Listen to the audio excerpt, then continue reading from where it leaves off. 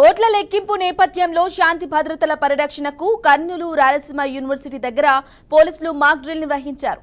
Counting సమయంలో ఎలాంటి అవాంఛనీయ ఘటనలు జరగకుండా ముందస్తు చర్యలు తీసుకుంటున్నట్లు కర్నూలు జిల్లా కలెక్టర్ డాక్టర్ సృజన, ఎస్పీ జి కృష్ణకాంత్ తెలిపారు. అల్లరి మూకలను అదుపు చేయడం, ఘర్షణల వంటి వాటిని ఏ విధంగా ఎదుర్కోవాలి తదితర అంశాలపై పోలీసులు మాక్ డ్రిల్ నిర్వహించారు.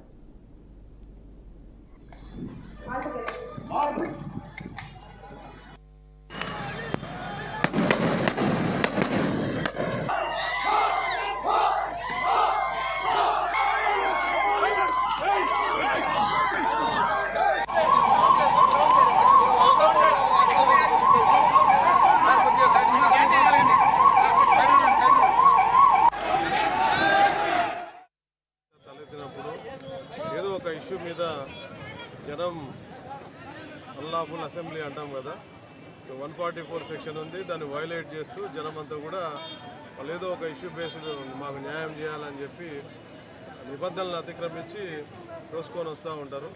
వచ్చినప్పుడు ఏ విధంగా మనం ఏ స్టెప్స్ తీసుకుంటాం అనేది ఇప్పుడు మీకు ప్రత్యక్షంగా ప్రజలందరికీ తెలియాలనే ఉద్దేశంతో ఈ డ్రిల్ నిర్వహించడం జరిగింది. సో పరిధి దాటి ఎవరైనా ప్రవర్తిస్తే మాత్రం కఠినంగా చర్యలు ఉంటుంది అనేది హెచ్చరిక. మా వాళ్ళు right gear equipment full equipped అనమాట. గ్యాస్ టీమ్ ఉంటుంది, ఫైర్ టీమ్ ఉంటుంది, అంబులెన్స్ ఉంటుంది, అన్ని రకాల హెచ్చరికలు ఉంటాయి.